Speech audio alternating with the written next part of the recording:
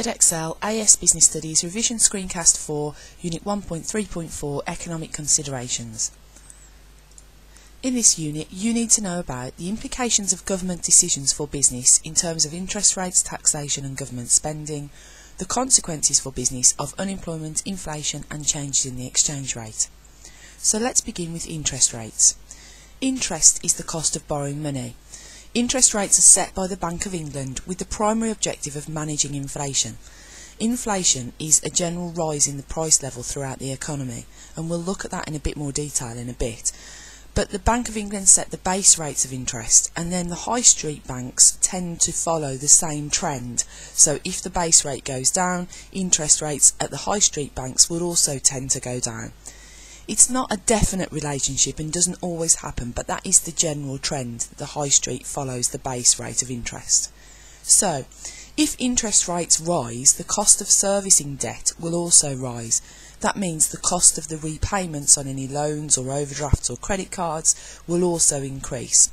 So, this could increase the finance costs of a business, so the amount they spend repaying their loans and overdrafts will rise, so it will increase their costs.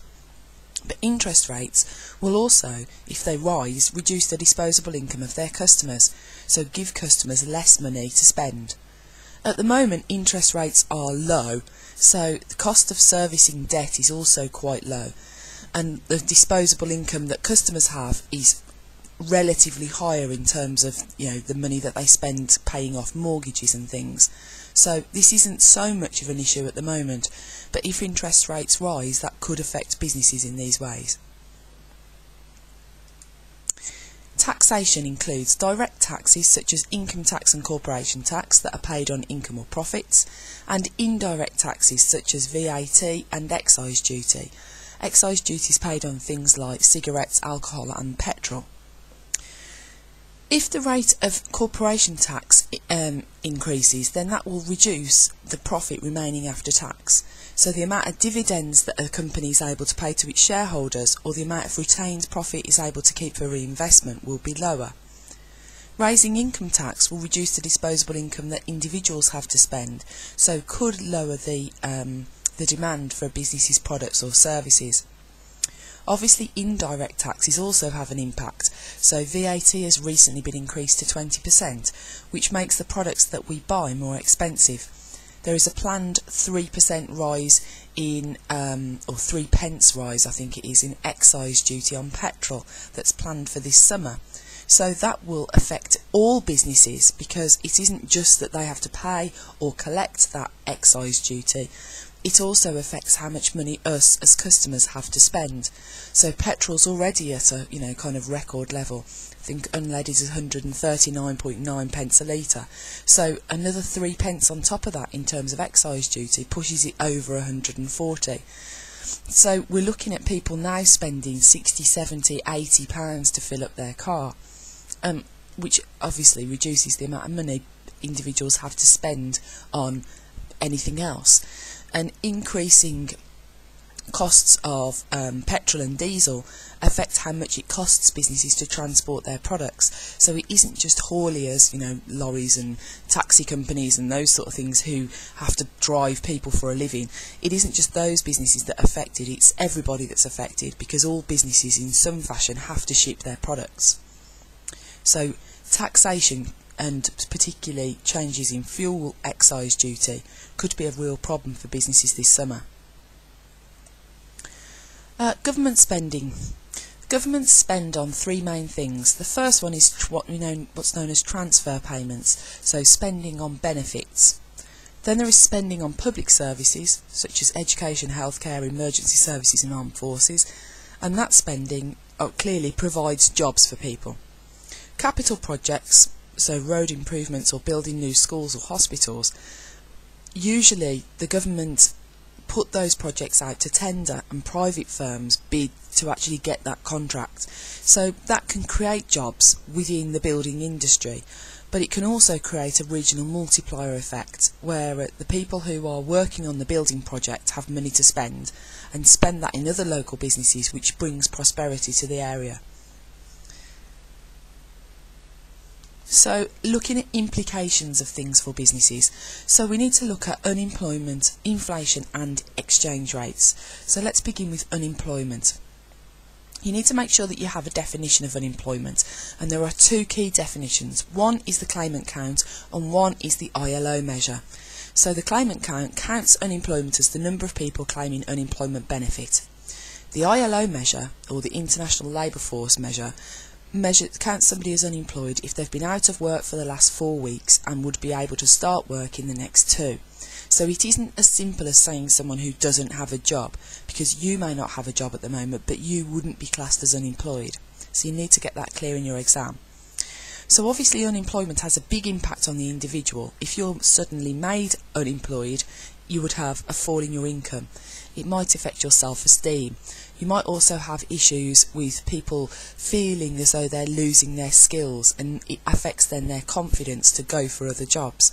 So there's big impacts on the individual and the family. The impact on the government is twofold. Firstly, they're not receiving any income tax because that person isn't working.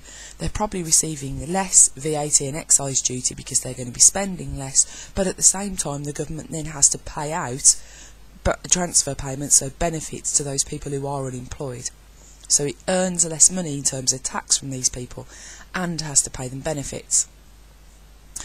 The impact on business is that they are likely to see less demand for their products or services. Now obviously that depends what exactly they sell, but usually when there is rising unemployment there are more people with less money to spend, so less demand for their products or services.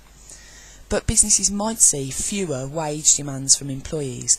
So if workers see that there is rising unemployment, they might be grateful for the job they've got and perhaps not push so hard to get higher wages. They might be more kind of amenable in terms of changing working conditions or in terms of working overtime, because they're trying to keep the job that they have so that they don't end up in that situation. Inflation. Inflation is a general rise in the price level throughout the economy, so we're talking about prices of everything rising. Now there's lots of different measures, but the most common measure is the Retail Prices Index, and that takes a notional basket of goods and tracks the price of those goods over time. So looking at how prices of thousands of goods from many different suppliers changes over time. And that gives us a RPI, Retail Price Index. Now, and a rise in the Retail Price Index would indicate that we have inflation. So the impact of inflation on individuals is basically that their money will buy them less, so they are less well off. So if things become more expensive but your wages don't rise, then you are less well off.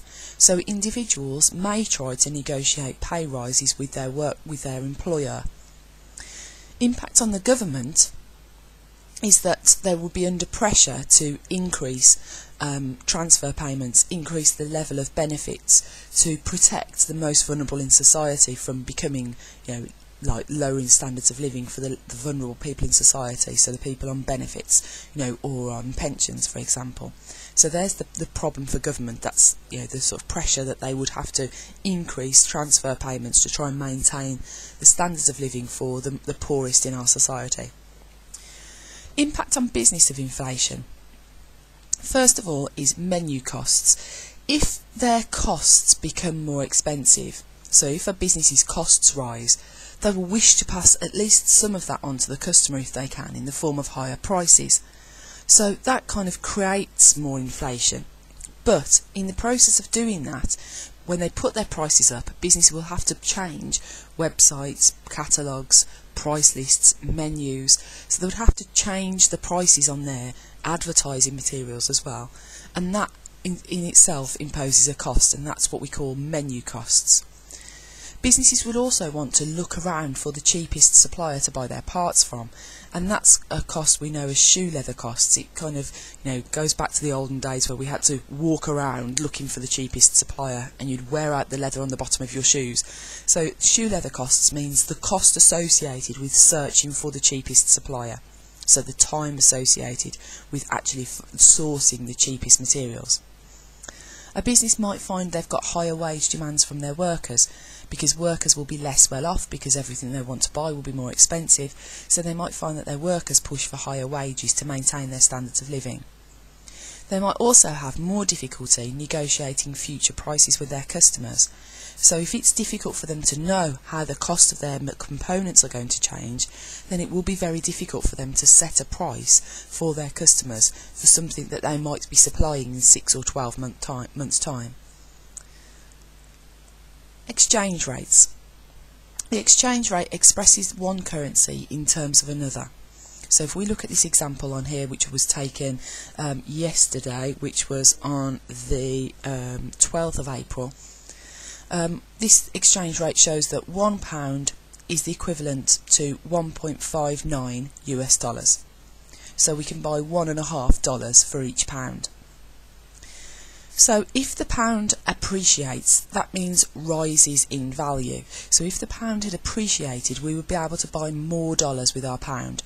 So if we, instead of this 1.59, if this was today 1.63, the pound would have appreciated slightly against the dollar.